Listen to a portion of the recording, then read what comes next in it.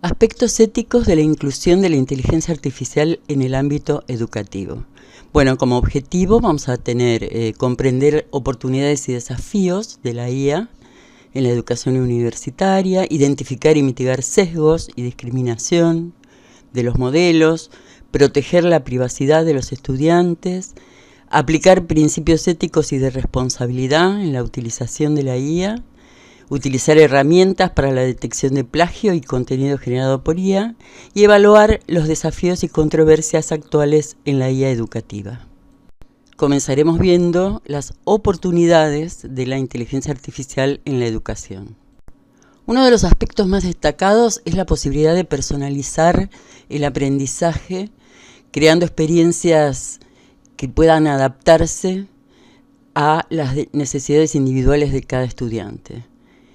Eso puede llevarse a cabo con plataformas de aprendizaje adaptativo o tutores inteligentes que van ajustando el contenido en tiempo real y se basan en el rendimiento del estudiante. También, por otro lado, la automatización de tareas administrativas para los docentes que les permiten concentrarse más en la enseñanza y en la interacción con los estudiantes. Otro aspecto importante es la posibilidad de creación de asistentes virtuales que, pueden dar soporte continuo a los estudiantes. Por ejemplo, se pueden crear asistentes para preguntas frecuentes, para el uso de recursos, y en general para ofrecer asistencia en cualquier momento, fuera de las clases. También se puede usar para el análisis de datos educativos, porque estas inteligencias artificiales pueden analizar grandes volúmenes de datos y a partir de eso pueden identificar patrones o tendencias. Eso a nivel institucional, permite que las instituciones puedan tomar decisiones informadas sobre estrategias pedagógicas o incluso políticas educativas. Estas oportunidades también implican determinados desafíos en el uso de la IA en educación que vamos a ver a continuación. Uno de los desafíos más importantes es garantizar el acceso y la equidad. O sea, la implementación de la IA no puede pasar que aumente la brecha digital. Lo que tenemos que garantizar es proporcionar recursos tecnológicos adecuados, o sea, los dispositivos y la conectividad, y también, por supuesto, la formación de los estudiantes, como para asegurarnos una implementación que sea realmente inclusiva. Por otro lado, también la capacitación de los docentes, de manera que, puedan tener formación y un desarrollo y formación continua para poder utilizar eficazmente las herramientas. Así que debemos implementar programas de capacitación que sean específicos y que, puedan ayudar a los docentes a integrar la inteligencia artificial en su práctica cotidiana. Otro de los desafíos que debemos superar es la resistencia al cambio. En general hay resistencia por parte de los docentes e incluso de las instituciones para adoptar este tipo de tecnologías porque, o falta de familiaridad, preocupaciones sobre la eficacia, el miedo a que la inteligencia artificial termine reemplazando al docente. Y son todas preocupaciones que debemos abordar y tratar de superar. Por otro lado, también hay otro miedo que es el de la dependencia de la tecnología y que, sabemos que una excesiva dependencia puede afectar la interacción humana, que es lo que estamos viendo, en la actualidad, y también la calidad de la enseñanza. Así que es importantísimo poder mantener ese equilibrio entre uso de la tecnología y la interacción personal entre los alumnos y el docente. Un tema muy preocupante que ya hemos visto es la presencia de sesgos y discriminación en estos modelos, estos grandes modelos de lenguaje que veremos en detalle ahora. Ya hemos hablado de los sesgos algorítmicos, que en realidad surgen cuando estos sistemas son entrenados con datos sesgados. Por ejemplo, con datos que no son representativos de las diversidades culturales, supónganse, o que están ya de por sí sesgados. Entonces esto puede generar diferentes niveles de perjuicio en los estudiantes. Nosotros hemos visto el perjuicio que puede ocasionar cuando trabajamos con los estudiantes en clase o les damos tareas para que resuelvan con inteligencia artificial y aparecen sesgos que muchas veces los estudiantes no pueden identificar. Pero hay también otro tipo de sesgos que son mucho más graves y que van a depender del uso que le demos nosotros a la inteligencia artificial. Dependiendo del contexto, por ejemplo, puede ser que una universidad implemente algún sistema de reconocimiento facial o de traductores automáticos. Ese tipo de cosas perpetúan estereotipos y desigualdades existentes e incluso pueden incidir en determinadas decisiones o predicciones discriminatorias.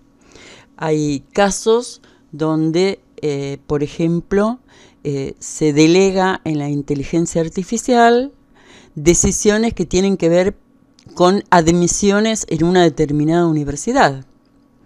Y eso, bueno, en este caso perpetuaría realmente las desigualdades, ¿no? De grupos minoritarios, por ejemplo, que quedarían afuera.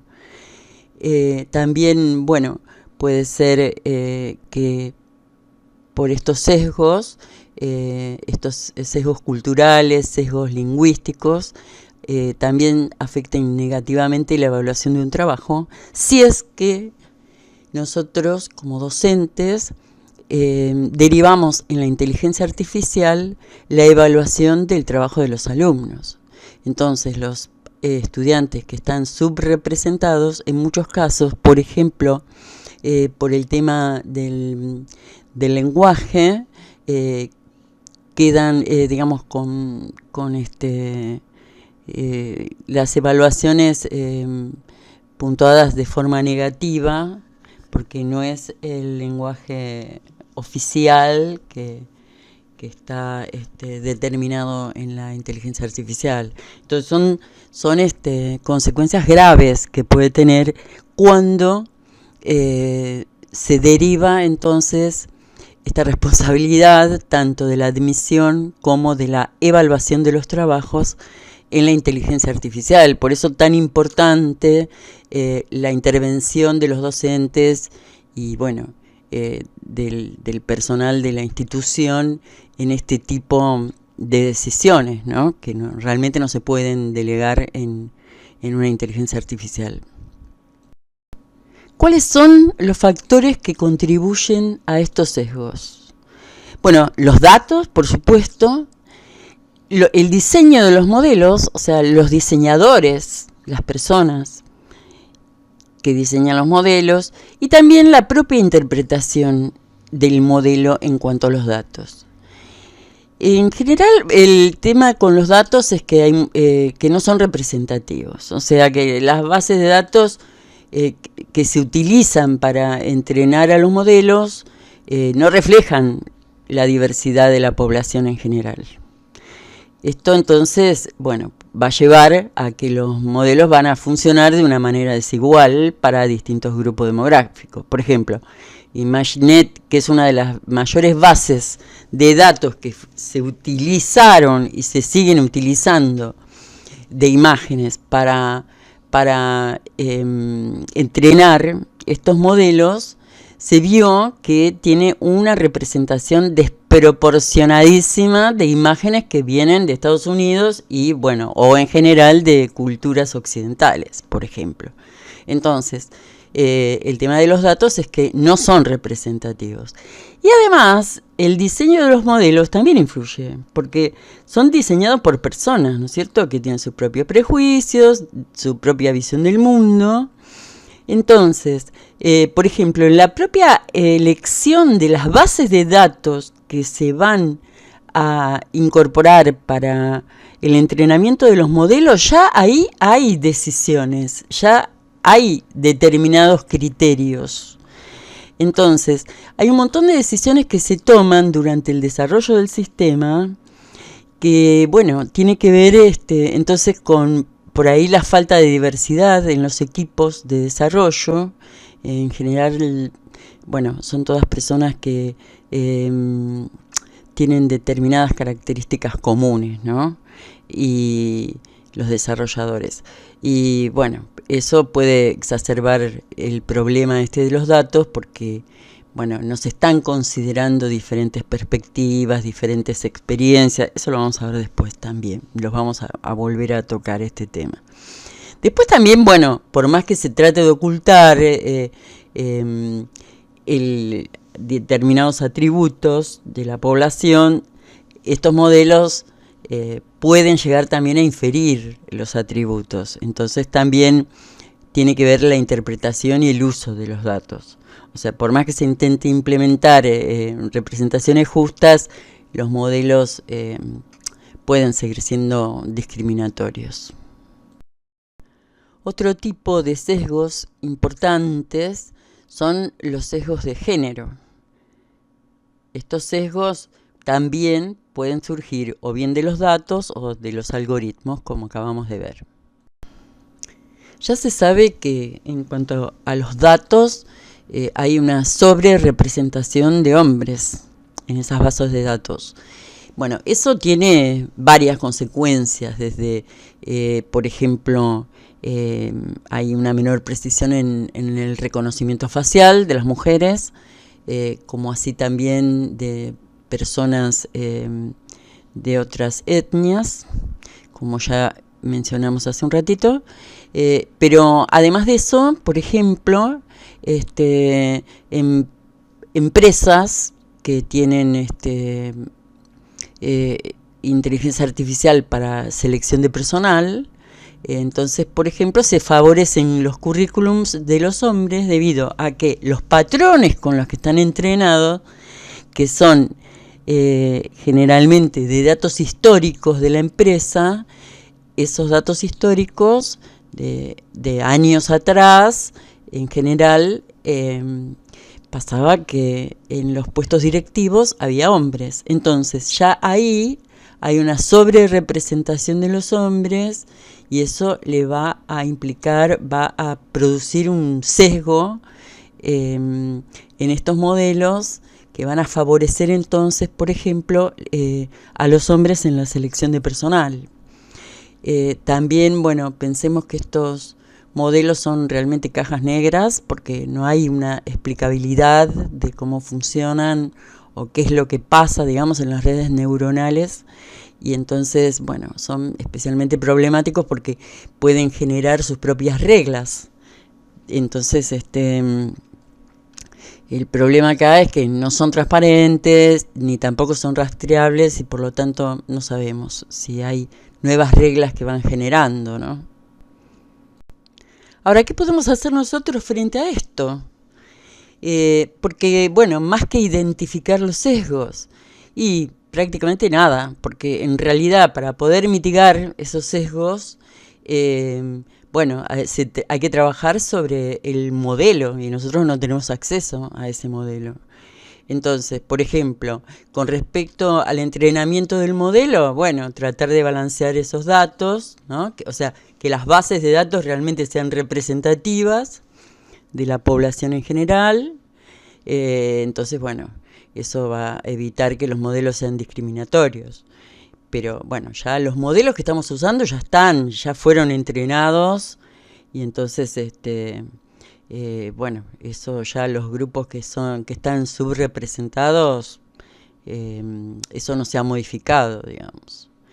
Después, bueno, además de los datos, lo que se plantea es que, bueno, que en el equipo de diseño, ¿se acuerdan que recién dijimos que no son solamente los datos, sino los diseñadores también? Entonces, tratar de formar equipos que sean diversos, ¿eh? Digamos que, porque de esa manera van a poder identificar mejor y corregir mejor los sesgos que, bueno, que por ahí si no pasarían desapercibidos. Entonces, bueno, se plantea la formación de equipos que sean diversos en género, en etnia, clase social y otras características. Por otro lado, también tiene que haber una evaluación y una auditoría continua por parte de las empresas creadoras de estos, bueno, empresas y algunos otros organismos, por supuesto, también, ¿no? Que para implementar procesos de auditoría, evaluación y para poder identificar y corregir los sesgos a medida que van surgiendo.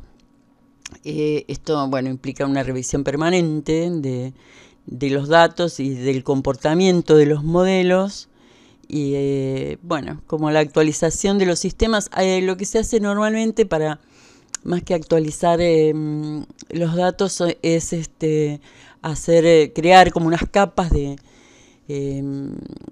alineación o alineamiento, que se llama así, que lo que hacen es corregir este tipo de sesgos una vez que se identifican, y esto se hace permanentemente, las empresas lo hacen permanentemente. Recuerden que habíamos visto, por ejemplo, en los casos de estos modelos que generan imágenes, que si se pedía que crearan una imagen de un científico o de una persona con un alto cargo, automáticamente hacia un hombre. En cambio, si se le pedía algún cargo subalterno o tareas así de tipo subalternas, ponía mujeres, creaba la imagen con mujeres.